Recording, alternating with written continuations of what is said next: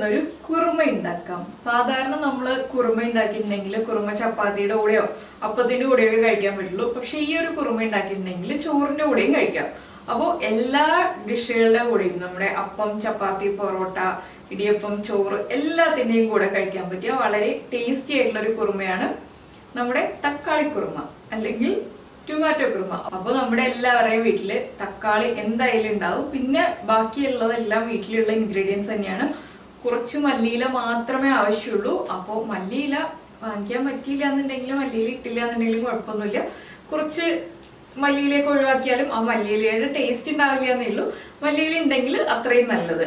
അങ്ങനെ ഈ ഒരു കുറുമ നിങ്ങൾ എല്ലാവരും ഉണ്ടാക്കി നോക്കും, നന്നായിട്ട് ഇഷ്ടപ്പെടും. സാധാരണ കുറുമ എന്ന് പറയുമ്പോൾ കുറേ കഷ്ണങ്ങളൊക്കെ ആവശ്യമുണ്ട്. ഇതാവുമ്പോൾ തക്കാളി, സവാളയും കുറച്ച് തേങ്ങയൊക്കെ മാത്രം മതി.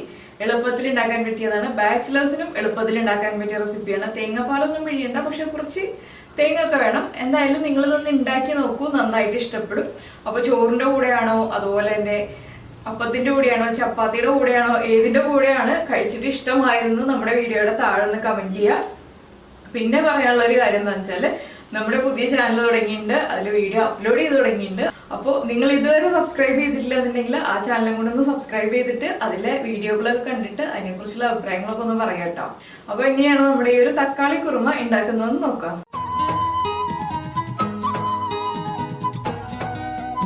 അപ്പോൾ നമുക്ക് നമ്മുടെ തക്കാളി കുറുമയ്ക്ക് ആവശ്യമായിട്ടുള്ള ഇൻഗ്രീഡിയൻസ് നോക്കാം. ഞാനിപ്പോൾ 4 ചെറിയ തക്കാളി എടുത്തിട്ടുണ്ട്. അതുപോലെ തന്നെ ഒരു വലിയ സവോള നീളത്തിൽ കനം കുറച്ച് മുറിച്ചതിന് ശേഷം അതൊന്ന് കുറുകെ കട്ട് ചെയ്തെടുത്തിട്ടുണ്ട്. 2 പച്ചമുളക് എടുത്തിട്ടുണ്ട്. പിന്നെ 1 ടേബിൾ സ്പൂൺ പെരിഞ്ജീരകം, 1 ബേ ലീഫ് എടുത്തിട്ടുണ്ട്, 2 ഏലക്ക എടുത്തിട്ടുണ്ട്. പിന്നെ നമ്മൾ എത്ര തക്കാളി എടുക്കുന്നു എന്നുള്ളതനുസരിച്ച് തേങ്ങ എടുക്കുക. ഞാനിപ്പോൾ ഒരു 1/4 കപ്പ് തേങ്ങയാണ് എടുക്കുന്നത്. പിന്നെ നമുക്ക് ആവശ്യമുള്ളത് മല്ലിയില, കറിവേപ്പില, പിന്നെ കാഷ്നട്ട് താല്പര്യമുണ്ടെങ്കിൽ ചേർക്കാം. കാഷ്നട്ട് ചേർക്കുമ്പോൾ കറിക്ക് ടേസ്റ്റ് കൂടും. താല്പര്യമില്ലാന്നുണ്ടെങ്കിൽ ഒഴിവാക്കാം. അതൊക്കെ നിങ്ങളുടെ ചോയ്സ്. അപ്പോൾ ആദ്യം നമുക്കിതിലേക്കുള്ള അരപ്പാണ് റെഡിയാക്കി എടുക്കേണ്ടത്. ബാക്കിയുള്ള കാര്യങ്ങളൊക്കെ വേഗം ആവുന്നതാണ്. അപ്പോൾ അരപ്പ് റെഡിയാക്കാനായിട്ട് നമ്മുടെ മിക്സിയുടെ ജാറിലേക്ക് ഞാനിപ്പോൾ 1/2 ടേബിൾ സ്പൂൺ പെരിഞ്ജീരകം, നമ്മൾ ടോട്ടൽ 1 ടേബിൾ സ്പൂണാണ് എടുത്തിട്ടുള്ളത്, അതിൽ 1/2 ടേബിൾ സ്പൂൺ പെരിഞ്ജീരകം ചേർക്കുന്നുണ്ട്. പെരിഞ്ജീരകം ഇല്ലാന്നുണ്ടെങ്കിൽ പെരിഞ്ജീരക പൊടി ചേർത്താലും മതി. പിന്നെ 1 ഏലക്ക എടുക്കുന്നുണ്ട് കേട്ടോ. 1 ഏലക്ക മാത്രമേ അരയ്ക്കാൻ എടുക്കുന്നുള്ളൂ. 1 ഏലക്ക നമുക്ക് വഴറ്റാനുള്ളതാണ്.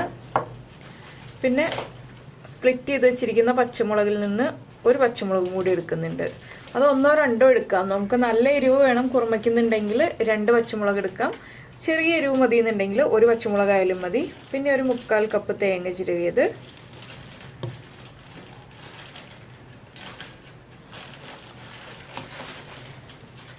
ഇതിൻ്റെ കൂടെ തന്നെ ഒരു 5 or 6 അല്ലി വെളുത്തുള്ളി ചേർക്കാം കേട്ടോ. അതുപോലെ തന്നെ ഞാനിപ്പോൾ അധികം കാഷ്നട്ട് ചേർക്കുന്നില്ല, ഒരു 5 കാഷ്നട്ട് ചേർക്കുന്നുണ്ട്. ഇതെല്ലാം ചേർത്ത് നമ്മൾ കുറുമയുടെ അരപ്പുണ്ടല്ലോ, സാധാരണ നമ്മൾ കുറുമയ്ക്ക് അരയ്ക്കുമ്പോൾ ഫൈൻ പേസ്റ്റ് ആയിട്ട് അരയ്ക്കാറില്ല, ചെറിയ തരിതരിപ്പോട് കൂടിയാണ് അരയ്ക്കുക. അപ്പോൾ ഞാൻ ഇതിലേക്ക് കുറച്ച് ഉപ്പും കൂടി ചേർത്തിട്ട് വെള്ളം ചേർത്ത് ചെറിയ തരിതരിപ്പോട് കൂടിയാണ് അരച്ചെടുക്കുന്നത്. ഫൈൻ പേസ്റ്റ് ആയിട്ട് അരയ്ക്കേണ്ട ആവശ്യമില്ല കേട്ടോ, നമ്മൾ ഒഴിച്ചുകറി പോലെ. അപ്പോൾ ഇതൊന്ന് അരച്ചെടുക്കട്ടെ.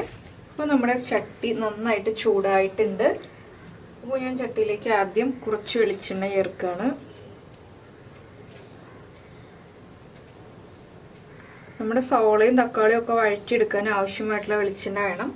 ഈ വെളിച്ചെണ്ണ ഒന്ന് നന്നായിട്ട് ചൂടായി വരുമ്പോൾ നമ്മൾ ആദ്യം ചേർക്കുന്നത് കുരുമുളകാണ്. ഒരു 8 or 10 കുരുമുളക് ചേർക്കാം കേട്ടോ. കുരുമുളക് പൊടി ചേർത്തിട്ടുണ്ടെങ്കിൽ പെർഫെക്റ്റ് ആവില്ല, കുരുമുളക് തന്നെ ചേർക്കുക. കുരുമുളക് ഒന്ന് പൊട്ടി വരട്ടെ. അപ്പോൾ നമ്മുടെ കുരുമുളക് കുക്കായിട്ടുണ്ട്. നമുക്കിതിലേക്ക് ഏലക്ക, പെരിഞ്ജീരകം, അതുപോലെ തന്നെ നമ്മുടെ ബേ ലീഫ്, പിന്നെ നമ്മൾ മാറ്റി വെച്ചിരിക്കുന്ന സവോളയും പച്ചമുളകും,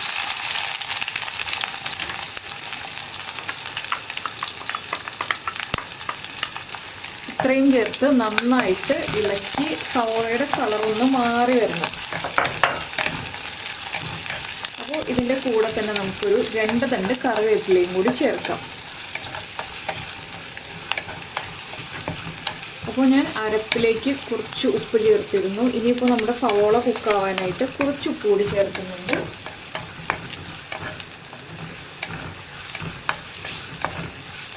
സവോള വല്ലാതെ ഡാർക്ക് ബ്രൗൺ കളറായി പോകണ്ട, ഒന്ന് കളർ ചേഞ്ച് ആയി കുക്കായി തുടങ്ങിയാൽ മതി കേട്ടോ. സവോള ഒന്ന് കുക്കായി വരട്ടെ. ആ സമയത്ത് നമുക്ക് ബാക്കിയുള്ള കാര്യങ്ങളൊക്കെ ചേർക്കാം. ഇപ്പോൾ ഇതാ നമ്മുടെ സവോളയൊക്കെ ഒന്ന് കളർ മാറി, നന്നായിട്ട് അങ്ങ് ഡാർക്ക് ബ്രൗൺ ആയിട്ടില്ല. അപ്പോൾ നമുക്കിനി ഇതിലേക്ക് നമ്മുടെ പൊടികൾ ആഡ് ചെയ്ത് തുടങ്ങാം. ആദ്യം നമ്മൾ ചേർക്കുന്നത് ഒരു 1/4 ടീസ്പൂൺ മഞ്ഞൾപ്പൊടിയാണ്. അതുപോലെ തന്നെ 1 ടീസ്പൂൺ മല്ലിപ്പൊടി.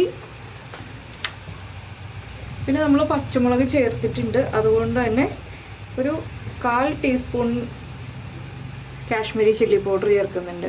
1/4 ടീസ്പൂൺ മതി, ഇല്ലെങ്കിൽ നമ്മുടെ കുറുമയുടെ കളർ വല്ലാണ്ട് അങ്ങ് മാറിപ്പോവും. ഇനിയിപ്പോൾ ഈ പൊടികളൊന്ന് കുക്കായി വരട്ടെ. ചട്ടിക്ക് ചൂടുള്ളതുകൊണ്ട് പൊടികൾ വേഗം തന്നെ കുക്കാവും കേട്ടോ. 1 മിനിറ്റ് ലോ ഫ്ലെയിമിൽ ഇളക്കി കൊടുത്തിട്ടുണ്ടെങ്കിൽ മല്ലിപ്പൊടിയൊക്കെ കുക്കായി കിട്ടിക്കോളും. അപ്പോൾ മുളക് പൊടി ഒഴിവാക്കിയിട്ട് നമ്മുടെ പച്ചമുളക് മാത്രം ചേർത്തിട്ട് നമുക്ക് ഈ കുറുമ ചെയ്യാം. അപ്പോൾ പച്ചമുളകിൻ്റെ എണ്ണം ഒരു 3 തക്കാളി ആണെങ്കിൽ 4 പച്ചമുളക് വരെ എടുക്കുക. അങ്ങനെ പച്ചമുളകിൻ്റെ എണ്ണത്തിൽ വ്യത്യാസം വരുത്താം. ഇനി നമുക്ക് പൊടികൾ കുക്കായി കഴിയുമ്പോൾ നമ്മൾ മുറിച്ച് വെച്ചിരിക്കുന്ന തക്കാളി ഉണ്ടല്ലോ, ഒരു തക്കാളി 8 പീസായിട്ടാണ് മുറിച്ച് വെച്ചിരിക്കുന്നത്. തക്കാളി ഇതിലേക്ക് ചേർക്കാം. അപ്പോൾ വലിയ തക്കാളിയാണ് നമ്മൾ എടുക്കുന്നതെങ്കിൽ ഒരു 2 തക്കാളിക്ക് ഒരു സവോള എന്നുള്ള കണക്കിൽ എടുക്കാം കേട്ടോ. ഞാനിപ്പോൾ ചെറിയ തക്കാളി എടുത്തതുകൊണ്ടാണ് 4 തക്കാളി എടുത്തത്. അപ്പോൾ ഇനി തക്കാളി ഒന്ന് കുക്കായി വരട്ടെ. തക്കാളി നന്നായിട്ട് ഉടഞ്ഞ രീതിയിൽ വേണം കുറുമയിൽ എന്നുണ്ടെങ്കിൽ കൂടുതൽ സമയം വഴറ്റി കുക്ക് ചെയ്തെടുക്കുക. ഞാനിപ്പോൾ അധികം ഉടഞ്ഞ രീതിയിലല്ല, തക്കാളിയുടെ കഷ്ണങ്ങളൊന്ന് കാണാൻ പറ്റുന്ന രീതിയിൽ, വല്ലാണ്ട് അങ്ങ് ഉടഞ്ഞു പോവാത്ത രീതിയിലാണ് കുക്ക് ചെയ്യുന്നത്. അപ്പോൾ ഒരു 2 മിനിറ്റ് ഒന്ന് ഇളക്കി കൊടുക്കുന്നുണ്ട് ഹൈ ഫ്ലെയിമിൽ വെച്ചിട്ട്. അതിന് ശേഷമാണ് നമ്മളിനി അരപ്പൊക്കെ ചേർക്കുക. അപ്പോൾ തക്കാളി ഒന്ന് കുക്കായി വരട്ടെ. തക്കാളിയിലേക്ക് നമ്മളിപ്പോൾ ഉപ്പ് ചേർക്കുന്നില്ല. എന്താണെന്ന് വെച്ചാൽ നമ്മൾ സവോളയ്ക്ക് ഉപ്പ് ചേർത്തു, അരപ്പിൽ ഉപ്പ് ചേർത്തു.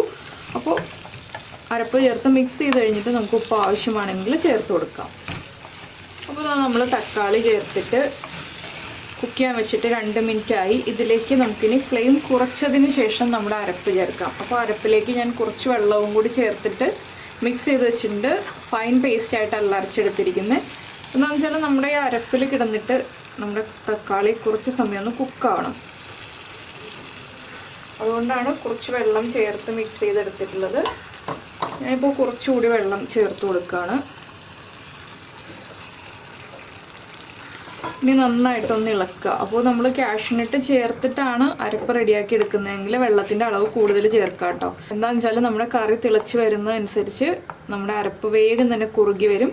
ഒരു 4 മിനിറ്റ് ഒന്ന് മീഡിയം ഫ്ലെയിമിൽ തിളയ്ക്കണം, അതുകൊണ്ടാണ്. അപ്പോൾ ഇതിപ്പോൾ ഗ്രേവി കുറവാണ്, ഞാൻ കുറച്ചുകൂടി വെള്ളം ചേർക്കുന്നുണ്ട്. എന്താണെന്ന് വെച്ചാൽ നമ്മൾ കറക്റ്റ് പാകം കറിയുടെ ആവുമ്പോഴത്തേക്ക് ആ ഗ്രേവിയുടെ കൺസിസ്റ്റൻസി കറക്റ്റ് ആയിരിക്കണം, ഇല്ലെങ്കിൽ കട്ടിയായി പോവും കുറുമ. കുറച്ചുകൂടി വെള്ളം നമുക്ക് ചേർക്കാം. അപ്പോൾ ഇനി ഒരു 4 മിനിറ്റ് നമ്മുടെ കറി ഒന്ന് തിളയ്ക്കട്ടെ. ആദ്യം നന്നായിട്ട് തിളച്ച് വരുമ്പോൾ ഫ്ലെയിം കുറച്ച് ലോ ഫ്ലെയിമിൽ വയ്ക്കുക, ഇടയ്ക്കിടയ്ക്ക് ഇളക്കി കൊടുക്കുക.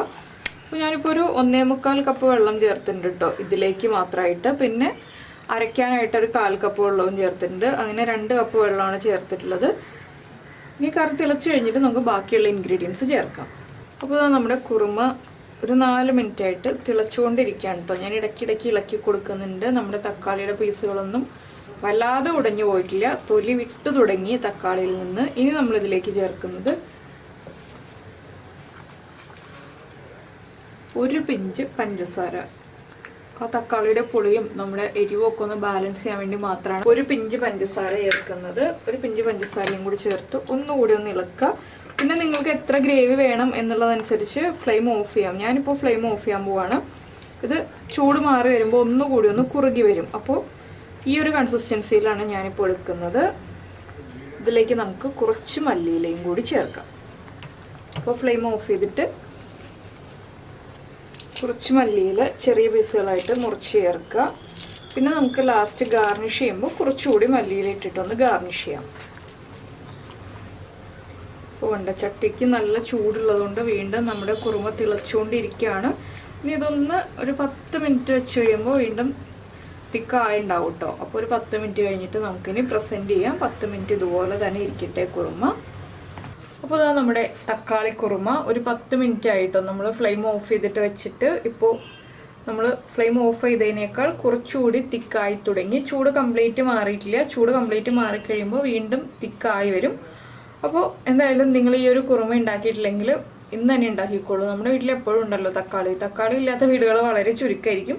അല്ലെങ്കിൽ തക്കാളി വാങ്ങിക്കുമ്പോൾ ഉണ്ടാക്കുക, കഴിക്കുക, കഴിച്ചതിന് ശേഷം അഭിപ്രായം പറയുക ഇഷ്ടമായോ ഇല്ലയോ എന്നുള്ളത്. പിന്നെ നിങ്ങൾക്ക് ഇഷ്ടപ്പെടുന്ന കുക്കിംഗ് റെസിപ്പീസ് കുക്കിംഗ് താല്പര്യമുള്ള ആളുകൾക്കും കൂടെ ഒന്ന് ഷെയർ ചെയ്ത് കൊടുക്കും. അപ്പോൾ തക്കാളി കുറുമ കണ്ടിട്ട് എങ്ങനെയുണ്ട്? ഈസി അല്ലേ? എളുപ്പത്തിൽ ഉണ്ടാക്കാലോ. പിന്നെ ഒരു കാര്യം പറയാൻ വേണ്ടിയിട്ടാണ് ഞാൻ ഇപ്പോൾ ഈ വീഡിയോയുടെ അവസാനം വന്നത്. എന്താണെന്ന് വെച്ചാൽ പലരും എൻ്റെ അടുത്ത് ഇപ്പോൾ കമന്റ്സിൽ ചോദിക്കുന്നുണ്ട്, കുറേ നാളായല്ലോ വീഡിയോ കണ്ടിട്ട്, വീഡിയോ അപ്ലോഡ് ചെയ്യുന്നില്ലേ, കാണുന്നില്ലല്ലോ ചേച്ചി എന്നൊക്കെ ചോദിച്ചിട്ട്. അപ്പോൾ ചില ആളുകൾക്ക് നോട്ടിഫിക്കേഷൻ വരുന്നില്ലായിരിക്കാം. അതുകൊണ്ടാണ് നിങ്ങൾ വീഡിയോ അപ്ലോഡ് ആവുന്നത് അറിയാത്തത്. അതിന് നമ്മൾ ചെയ്യേണ്ട കാര്യം എന്താണെന്ന് വെച്ചാൽ നമ്മുടെ സബ്സ്ക്രൈബ് ബട്ടന്റെ തൊട്ട് റൈറ്റ് സൈഡിലുള്ള ബെല്ലൈക്കൺ ഉണ്ടല്ലോ, ആ ബെല്ലൈക്കൺ ക്ലിക്ക് ചെയ്യുമ്പോൾ അതിൻ്റെ കൂടെ ഒരു ഓൾ എന്ന് പറഞ്ഞിട്ടൊരു ഓപ്ഷൻ കൂടി തെളിഞ്ഞു വരും. ആ ഓളും കൂടി പ്രസ് ചെയ്താൽ നമ്മൾ വീഡിയോ അപ്ലോഡ് ചെയ്യുമ്പോൾ നോട്ടിഫിക്കേഷൻ വരുള്ളൂ കേട്ടോ. അത് ഏത് ചാനൽ നിങ്ങൾ സബ്സ്ക്രൈബ് ചെയ്യുകയാണെങ്കിലും ആ ഓളും കൂടി പ്രസ് ചെയ്യുക. നിങ്ങൾക്ക് അവരുടെ കണ്ടിന്യൂസ് ആയിട്ടുള്ള വീഡിയോകൾ വേണമെന്നുണ്ടെങ്കിൽ നമ്മുടെ ചാനലിൽ നിന്നല്ല എല്ലാ ചാനലും അങ്ങനെ ചെയ്താൽ മാത്രമേ നോട്ടിഫിക്കേഷൻ വരുള്ളൂ. അപ്പോൾ അതും കൂടെ ഒന്ന് ശ്രദ്ധിക്കുക. അപ്പോൾ അതുകൊണ്ടാണ് ഞാനിവിടെ വീഡിയോ അപ്ലോഡ് ചെയ്യുമ്പോൾ നിങ്ങൾക്ക് നോട്ടിഫിക്കേഷൻ വരാത്തതും. പിന്നെ നമ്മുടെ ചാനൽ സ്ഥിരമായിട്ട് കാണുന്ന പലരും കമന്റ് ചെയ്യുന്നുണ്ട്, ചേച്ചി വീഡിയോ ഇടുന്നില്ലേ ഇപ്പോ എന്ന് പറഞ്ഞിട്ട്. അപ്പോൾ നോട്ടിഫിക്കേഷൻ വന്നില്ല എന്നുണ്ടെങ്കിൽ നിങ്ങൾ തിങ്കളാഴ്ച മുതൽ ശനിയാഴ്ച വരെയുള്ള ദിവസങ്ങളിൽ ചൊവ്വാഴ്ച ഒഴികെ, ചൊവ്വാഴ്ച നമ്മളിപ്പോൾ പുതിയ ചാനലിൽ വീഡിയോ അപ്ലോഡ് ചെയ്യുന്നുള്ളൂ. അപ്പോൾ ചൊവ്വാഴ്ച ഒഴികെയുള്ള ദിവസങ്ങളിൽ ഒരു 10 മണിയാകുമ്പോൾ നോക്കിക്കോളൂ, വീഡിയോ അപ്ലോഡ് ആയിട്ടുണ്ടാവും. വീഡിയോ അപ്ലോഡ് ചെയ്തിട്ടില്ല എന്നുണ്ടെങ്കിൽ കമ്മ്യൂണിറ്റി പോസ്റ്റ് ഉണ്ടാവും കേട്ടോ, എന്തുകൊണ്ടാണ് വീഡിയോ അപ്ലോഡ് ചെയ്യാത്തതെന്നുള്ളത്.